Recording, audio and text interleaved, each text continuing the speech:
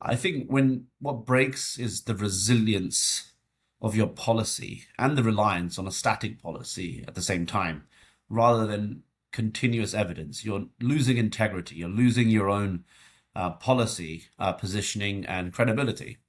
I mean, there's a massive shift happening right now, particularly in cyber insurance and regulatory compliance investigations. It's no longer enough to show you've just got a strong data privacy policy or an incident response plan on paper.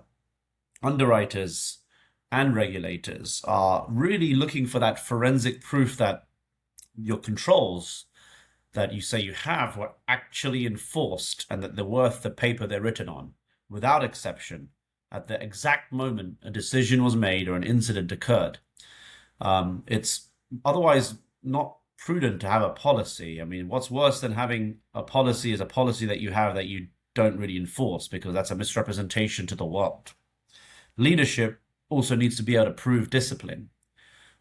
If a product decision is challenged, you need that documented good faith due diligence audit trail showing that the business had identified the risk, evaluated the regulatory landscape, deliberately built guardrails into the actual product architecture.